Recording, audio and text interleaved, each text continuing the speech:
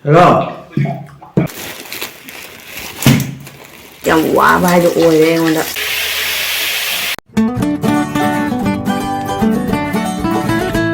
Ma'am boy ko ngona khumjari ma'am na handai gari se le pure tip leitana ado ngasi di gari se tip khare lei aina gari se thokre ba ko ado ma'am gari se gi mateng ni ekhoina mimana bangam na ba haina chachari se handak ti aisu nasalak pasiga kok yam sai ba ko ma'am haidi paisa gi mathau ngak tani na ko akhoi gi damakta pambom tingbina ba kana su leiti ba ning hanna jingak pada aduna ai naning ba pokte ma'am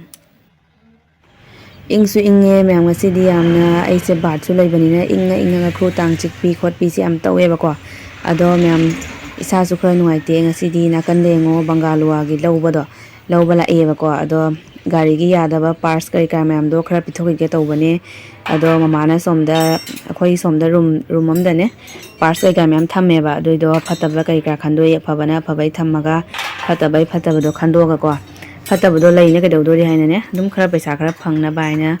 khoi ji thina khona pi dei tawri ba do di yenga siko ma'am ado ma'am nakanda ai husband su leiba ko nupa sina falasida ondana khotana tawi ba ko ado lupa kya phangauge do engsi gari gi parsing se leiba matam da di ma'am paisa ma'am changai lewi ne ba ko ado jonba matam da di lupa kya phangauge do yengsi ko ma'am ado lupa cham ga tara se phangaubre smain tawwa ko Ado ma'am ngasi mathel singse hangam ga alu ga ma kangna smai ngaure amana u mangra do ado sidi chaba hogatna khre aduga siga nakanda leire iromba ko lapu iromba ni se lapu iromba se am chaninge na ko muncha mulle si lapu se ado I guess benga mama ga su chakhat pa hogore ado ai huji kangau se jelaga ko ai su chaba hogani ado haubra hautabra do hairake ma'am ngasi se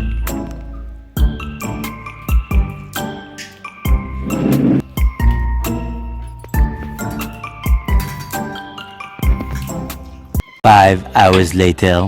Ado ma'am ngasi di bazar se ko ai husband na ona tawra e ado siga leire handaki alu anauba do ko ado ma le se kai leire nang se siga leire bread aduga siga leire jira ko kidney stone am phaya do ado jira se tinga thakna bagi aduga ate kai leire kai jing se siga leire koliwai se am nawi hawdo male aduga mathang yang se kai leire habdo siga leire motor truck ko motor truck leire siga aduga su motor truck khara jawre aduga siga leire kobi lei satpi manung da su kobi lei satpi ama yawre aduga siga leire khoi gi ngasi gi nungthang gi hinjang se ko nungthang hinjang se kharis ta oina ta gare kharis thongani mai toroga ko adudi ai chamna bagi purage ma'am sida aluga aduga kobi lei satpido aduga thum tingaga thamme aduga nakandana motor truck ka aduga koliwai ga toroga ko sigese tongana chame ado ma'am ngasigi se kharis se local gi ne ba ko local ngani na yam hawdoine ma'am ai husi legamda nga takhatle ba ko ado ngasigi ma'am blog to phajana mathang namba ngamjadre kai na di inge ba ko ngasi yam inge ba ingmodo isa se nuaitana ai chak to ga ko le ga fenga ko ga dum na ko thaure ba ko ing angine khongkut ka se barap tongna inge do khut chak dam inge ba ko ado ismain to ga phamba ni do je haidi thayam jara pa je ismain to phamma ga leirang da phamma chak thong ba ngam thalak dre ba ko wai yamna puksida haidi kano to ba duna wai ba ado ai hujina tawkhatli myam da jenga lake ko ado ma'am ai huji nga baza tawkhatli ba ko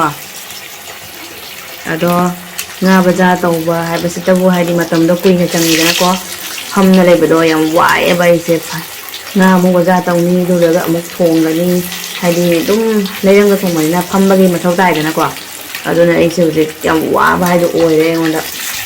lepa ga thong boi di kai matam ko phamba se yam wai ba ngonda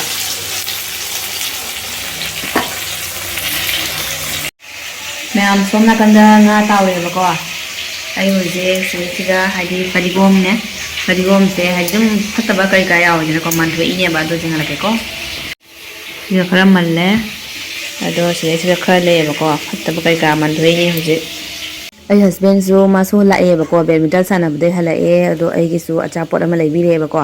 ꯃꯥꯏꯗ ꯆꯥꯛ ꯂꯥꯛꯄ ꯈꯨꯗꯤꯡꯒꯤ ꯑꯆꯥꯄꯣꯠ ꯑꯃ ꯑꯗꯨꯝ ꯄꯥꯏꯔꯒ ꯂꯥꯛꯀꯅꯤꯕ ꯃꯈꯨꯠꯇꯅꯦ ꯑꯗꯣ ꯁꯤꯁꯦ ꯍꯥꯎꯕ꯭ꯔꯥ ꯌꯦꯡꯁꯤꯀꯣ ꯃꯌꯥꯝ ꯍꯥꯎꯕ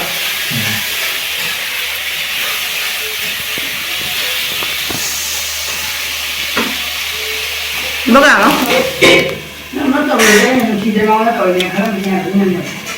Bada hongnya.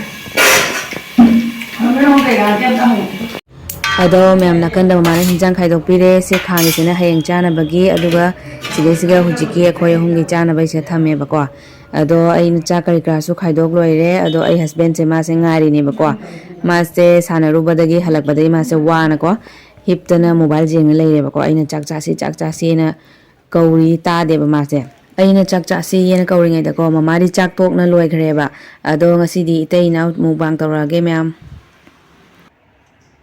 ꯆꯥꯛ ꯍꯨꯛꯀꯦ ꯇꯧꯕꯒꯀꯣ ꯐꯣꯟ ꯍꯥꯟꯅ ꯂꯥꯛꯑꯦ ꯃꯌꯥꯝ ꯃꯥꯏ ꯐꯣꯟꯁꯦ ꯌꯥꯝ ꯕꯤꯖꯤꯅꯦꯕꯀꯣ ꯑꯗꯨꯝ ꯐꯣꯟ ꯂꯥꯛ ꯂꯩꯌꯦ ꯑꯃꯨꯛꯇꯣ Hello. Hello. Hola. Itu nih, itu tuh asta tuh bawahnya itu थोड़ा फास्ट बराबर ना nih. Kalau kita positif berabar, kalau kita pun itu tuh barabar sih. Fast barabar tuh थोड़ा kalau ulah sih, itu lagi kami berabar mana. Positif berabar. Kalau itu tuh थोड़ा खराब sih tuh, itu lagi gue fast itu खुलेगा नहीं itu lagi. Fast itu खुलेगा नहीं. Fast itu tuh खराब हुआ है.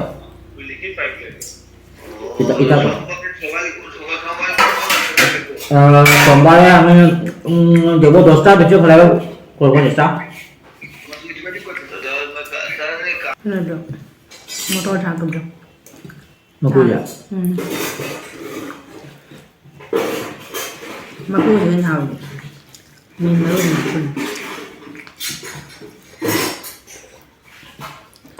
năng maru thì thằng đó Makuya nó thằng này toàn à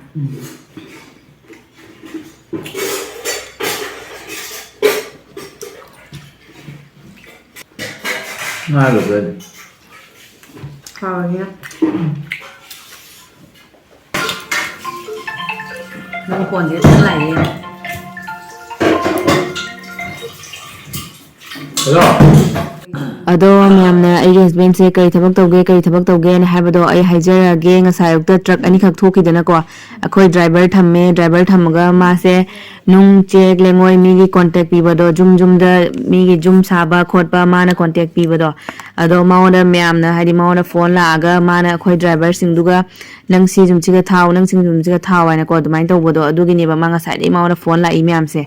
ꯑꯗꯨꯅꯤ ꯃꯌꯥꯝ ꯀꯣ ꯏꯁꯣꯔ ꯀ꯭ꯔꯤꯄꯥ ꯇꯧꯅ ꯉꯁꯤꯐꯧꯗ ꯍꯥꯏꯗꯤ ꯃꯤꯒꯤ ꯃꯈꯣꯡꯗꯗꯤ ꯆꯪꯖꯗ꯭ꯔꯦꯕꯀꯣ ꯑꯗꯣ ꯆꯪꯗꯕꯁꯨ ꯑꯣꯏꯖꯒꯦ ꯑꯗꯣ ꯁꯤꯗꯩꯁꯨ ꯍꯦꯟꯅ ꯆꯥꯎꯈꯠꯄ ꯉꯝꯖꯒꯦ ꯑꯗꯣ ꯃꯌꯥꯝꯅꯁꯨ ꯄ꯭ꯔꯦ ꯇꯧꯕꯤꯌꯨ ꯃꯌꯥꯝ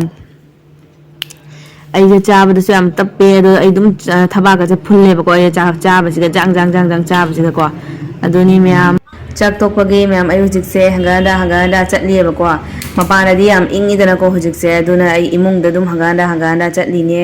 ꯑꯗꯣ ꯑꯩ ꯍꯁꯕꯦꯟꯁꯦ ꯌꯦꯡꯍꯜꯂꯛꯀꯦꯕꯀꯣ ꯃꯌꯥꯝꯗꯀꯣ ꯃꯥꯗꯤ ꯆꯥꯛ ꯇꯣꯛ ꯂꯣꯏꯕꯒ ꯃꯥꯗꯤ ꯐꯃꯨꯡꯗ ꯀꯥꯈꯠꯂꯒꯀꯣ ꯃꯥꯗꯤ ꯃꯣꯕꯥꯏꯜ ꯌꯦꯡꯅ ꯂꯩꯈ꯭ꯔꯦꯕꯅꯦ ꯑꯗꯣ ꯌꯦꯡꯉꯨ ꯃꯌꯥꯝ ꯑꯩ ꯍꯁꯕꯦꯟꯁꯦ ꯀꯩꯗꯧ ꯂꯩꯅꯣ ꯌꯦꯡꯉꯨꯕꯀꯣ ꯌꯦꯡꯉꯨꯇꯨ ꯃꯣꯕꯥꯏꯜ ꯌꯦꯡꯗꯅ ꯃꯥꯗꯤ ꯐꯃꯨꯡꯗ ꯀꯥꯈꯠꯂꯒ ꯍꯤꯞꯇꯅ ꯂꯩꯈ꯭ꯔꯦꯕ ꯑꯝꯕ꯭ꯔꯥ